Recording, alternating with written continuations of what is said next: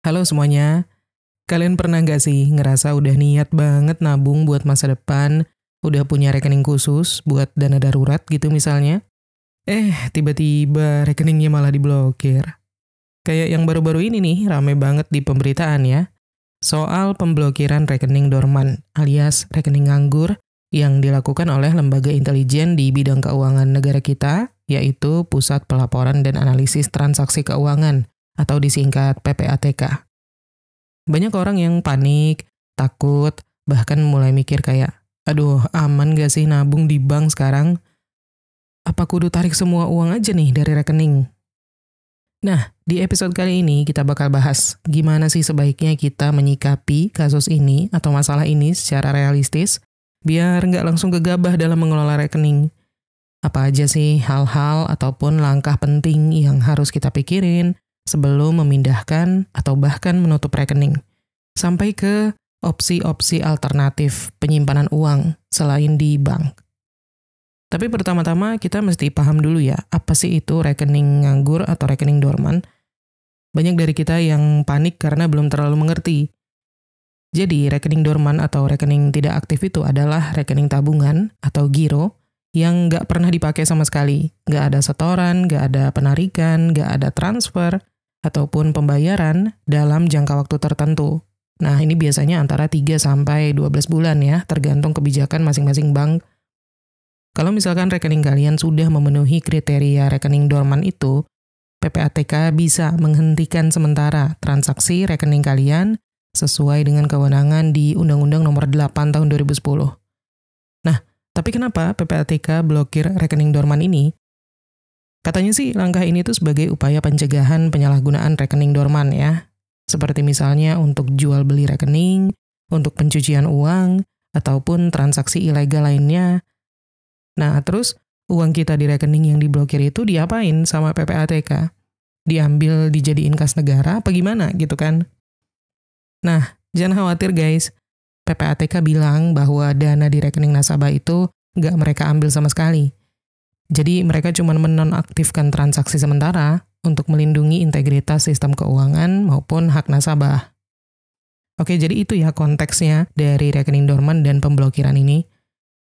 Nah, setelah itu sebaiknya kita jangan langsung panik. Memang kejadian rekening diblokir mendadak ini pasti bikin kaget, apalagi kalau itu rekening untuk dana darurat yang memang sengaja jarang kalian pakai gitu ya. Tapi kita mesti hati-hati nih. Jangan sampai rasa panik malah bikin kita mengambil keputusan yang buru-buru dan merugikan diri sendiri. Karena sebenarnya sekarang kan PPATK udah mulai nih membuka kembali sebagian rekening dorman yang sempat diblokir. Bahkan kalau rekening kalian masih terblokir sampai sekarang, kalian bisa langsung datang ke bank untuk mengurus pengaktifan kembali.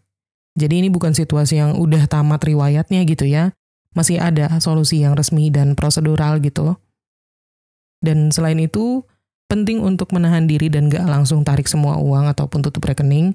Karena ya kalau misalkan itu dana darurat, kalau kalian tarik tunai semuanya, itu bakal jadi gak liquid. Artinya kan kalau kalian butuh duit cepat karena ada hal mendesak, kayak misalkan sakit, atau kehilangan pekerjaan, atau kendaraan rusak, malah repot sendiri karena duitnya disimpan di rumah misalnya. Atau kalau bentuknya udah jadi emas fisik, yang butuh waktu lagi untuk dijual gitu. Terus juga kalau ditarik total dan ditaruh di tempat yang nggak produktif, kalian juga bisa kehilangan potensi bunga atau return yang seharusnya bisa kalian dapatkan dari bank. Dan satu lagi, menyimpan cash terlalu banyak di rumah itu risikonya cukup tinggi ya.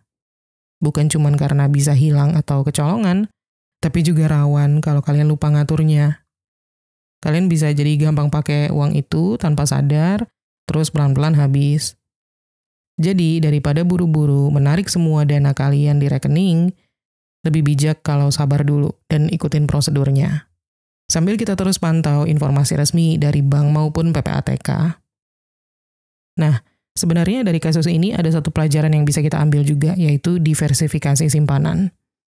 Penting banget untuk nggak menaruh semua dana yang kita miliki hanya di satu tempat aja.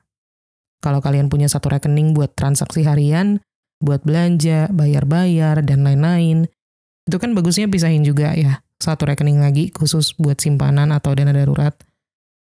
Tapi ingat, dua-duanya harus tetap ada aktivitas minimal.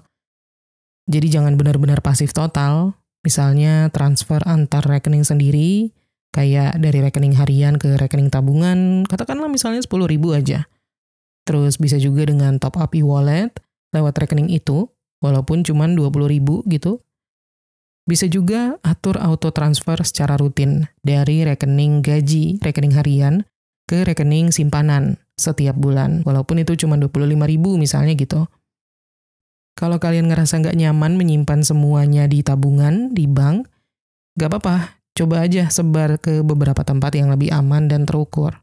Kayak misalnya, simpan sebagian kecil di rekening bank yang aktif, terus sebagian lagi bisa ditaruh di reksadana pasar uang, yang return-nya stabil dan bisa cepat dicairkan juga, atau bisa juga ke tabungan emas digital. Jadi intinya bukan benar-benar lari dari bank, tapi sesuaikan target simpanan supaya lebih aman dan fleksibel. Nah, sekarang kita bahas soal satu hal yang cukup penting setelah gegernya rekening dorman diblokir oleh PPATK ini, yaitu perlu nggak sih mindahin simpanan dari bank atau bahkan menutup rekening? Dan kalau iya, apa aja yang perlu kita pertimbangkan sebelum mengambil langkah besar itu? Oke, pertimbangan yang pertama adalah tujuan dana simpanan. Jadi, coba tanya dulu sama diri kalian sendiri, uang yang mau aku pindahin ini sebenarnya buat apa sih tujuannya? Kalau itu fungsinya sebagai dana darurat, untuk kejadian gak terduga kayak sakit, kecelakaan, kehilangan kerja, berarti kalian butuh tempat yang liquid, alias yang bisa dicairkan kapan aja, dan aman. Tapi kalau itu tabungan jangka panjang untuk beli rumah, untuk biaya nikah, atau rencana pensiun, kalian bisa lebih fleksibel. Bisa pertimbangkan instrumen yang nggak bisa dicairkan secepat di ATM gitu. Asal return-nya masuk akal dan nggak bikin kalian stres. Jangan sampai salah tempat, karena dana darurat yang seharusnya bisa dipakai dalam 1 kali 24 jam, bisa-bisa malah nyangkut nanti di instrumen yang pencairannya butuh waktu lebih daripada itu. Jangan sampai pas nanti butuh dana darurat itu, kalian malah harus minjem, padahal sebenarnya punya uang. Next, pertimbangan yang kedua, risiko dan keamanan. Nah, mungkin banyak dari kita yang ngerasa kalau bank itu udah nggak terlalu aman lagi ya untuk jadi tempat penyimpanan uang gara-gara adanya kasus pemblokiran ini. Tapi yang perlu diingat adalah nggak ada tempat menyimpan uang yang benar-benar bebas dari risiko. Menyimpan uang di bawah bantal pun, di tempat yang kita kira paling aman, paling dekat sama kita, itu juga bisa hilang, bisa dicuri, bisa kita pakai tanpa pikir panjang, atau bahkan rusak gitu kan. Di sisi lain, simpanan di bank itu masih dilindungi oleh LPS, Lembaga Penjamin Simpanan, sampai batas tertentu. Dan sistem perbankan pun masih tetap diawasi oleh OJK dan Bank Indonesia ya. Jadi kalau kalian pindahin uang kalian yang ada di bank selama ini ke tempat lain hanya karena kalian emosi atau panik, tanpa memahami risikonya, bisa-bisa kalian malah masuk ke jebakan baru. Misalnya, kalian taruh uang itu buat jadi investasi di tempat yang katanya aman, tapi ternyata bodong. Konsekuensinya, bukan cuma rugi uang, tapi kalian juga bisa kehilangan rasa aman yang lebih penting dari itu. Next, pertimbangan yang ketiga, kemudahan akses. Apa gunanya punya simpanan kalau pas butuh malah ribet gitu kan? Nah ini hal yang kadang kita lupakan ketika terlalu fokus mengamankan uang. Misalnya, kalian pindahin uang ke emas fisik, terus kalian tiba-tiba urgent butuh dana gitu. Nggak bisa langsung cair, mesti jual dulu, belum tentu dapat harga yang bagus, dan bisa makan waktu berhari-hari. Atau kalau semua kalian pindahin ke obligasi, ternyata ada masa tahan minimal, dan baru bisa cair beberapa bulan ke depan. Atau nyimpennya di tempat yang nggak punya customer service yang jelas. Pas ada masalah, bingung harus hubungi siapa. Next, pertimbangan yang keempat, legalitas dan perlindungan konsumen.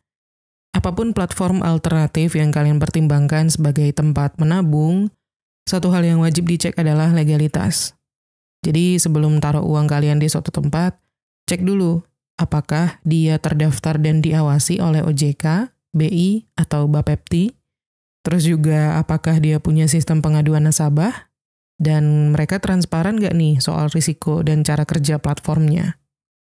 Jangan karena kalian ngerasa takut rekening bank kalian diblokir, tapi kalian malah lari ke tempat yang lebih berbahaya. Karena uang kalian malah bisa raib tanpa perlindungan, dan nggak ada lembaga resmi yang bisa bantuin kalian untuk ngelacak. Jadi kalau sekarang kalian lagi mikir-mikir soal alternatif tempat menyimpan uang selain di rekening bank, nah sebenarnya ada cukup banyak opsi yang bisa dipertimbangkan. Tapi tetap ya, nggak semuanya cocok untuk semua orang. Jadi penting banget untuk pahami kelebihan dan konsekuensinya masing-masing. Kita bahas ya satu persatu. Alternatif yang pertama adalah emas fisik. Buat kalian yang pengen menyimpan uang dalam bentuk yang nilainya stabil dan gak tergerus sama inflasi, emas fisik bisa jadi pilihan yang menarik. Bisa dibeli di tempat resmi, kayak Pegadaian, Antam, atau lewat aplikasi yang udah punya opsi cetak emasnya juga. Tapi ya, konsekuensinya, emas fisik ini butuh tempat penyimpanan yang aman. Kalau kalian simpannya sembarangan di laci meja atau di lemari baju, ya rawan hilang atau bahkan lupa kalian pernah beli. Dan kalau misalkan sewaktu-waktu kalian butuh dana cepat, emas fisik itu juga nggak bisa langsung digesek kayak kartu ATM. Perlu waktu untuk jualnya, dan harga jualnya bisa juga nggak sebanding ya sama ekspektasi kalian. Jadi memang emas fisik ini cocoknya untuk dana simpanan jangka menengah, jangka panjang gitu, bukan untuk keperluan mendadak. Lalu opsi yang kedua adalah tabungan emas digital. Kalau kalian suka emas tapi pengen yang lebih simple dan bisa diakses lewat handphone, tabungan emas digital bisa jadi opsi. Bisa mulai dari nominal yang kecil banget, bahkan 5.000 juga bisa gitu ya. Platform belinya banyak, bisa di Pegadaian, di Antam, dan lain-lain, tinggal pilih yang sudah terdaftar dan diawasi sama OJK ataupun Bapepti. Kalau tabungan kalian alihkan ke sini, keuntungannya, emas digital bisa dicairkan ke rupiah kapanpun, atau dicetak ke emas fisik kalau kalian mau. Tapi tetap pastikan platformnya terpercaya. Karena yang namanya menyimpan aset itu, meskipun digital, tetap butuh rasa aman, kan? Next, opsi yang ketiga, reksadana pasar uang. Nah, kalau kalian mencari tempat simpan uang darurat yang tetap bisa tumbuh pelan-pelan, reksadana pasar uang ini bisa jadi pilihan. Risikonya rendah, lebih stabil dibanding reksadana saham, dan bisa dicairkan kapan aja. Biasanya sih dalam 1-2 hari kerja, udah cair ke rekening gitu. Dan return-nya juga umumnya lebih tinggi daripada bunga tabungan bank. Tapi jangan lupa, ini tetap instrumen investasi, bukan tabungan. Jadi nilainya bisa sedikit fluktuatif. Kalau kalian orangnya gampang panik, nggak suka ngelihat nilainya turun sedikit, 5.000 misalnya gitu ya, mungkin kalian harus lebih banyak belajar dulu sebelum masuk. Tapi memang bagi kebanyakan orang, ini salah satu opsi paling realistis untuk menyimpan dana darurat tanpa khawatir aksesnya ribet. Lanjut, alternatif yang keempat, dompet digital atau e-wallet. Buat kalian yang aktif pakai kayak GoPay, OVO, Dana, ShopeePay, dan semacamnya, sebenarnya bisa juga kalian pakai e-wallet itu sebagai tempat penyimpanan dana cadangan jangka pendek. Praktis, tinggal buka aplikasi, dan bisa langsung dipakai buat bayar ini itu. Tapi tetap ya, ada batasannya. Saldo maksimalnya dibatasi, dan nggak semua e-wallet cocok untuk menyimpan dana yang besar. Dan kalau kalian kelewat nyaman naruh semua uang di e-wallet, itu bisa jadi bumerang juga. Karena nggak semua dilindungi setara dengan rekening bank ya. Dan kalau misalkan amit-amit, HP kalian hilang, lupa PIN, atau akun dibajak gitu ya, urusannya bisa ribet banget.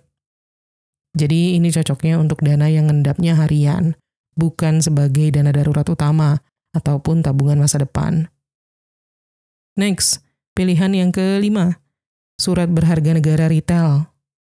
Kalau tabungan kalian itu adalah dana nganggur yang nggak dipakai dalam waktu dekat, kalian bisa nih pertimbangkan untuk masuk ke surat berharga negara atau SBN retail. Ada ORI, SR, SBR, ST. Ini surat utang resmi dari pemerintah, jadi keamanannya relatif tinggi.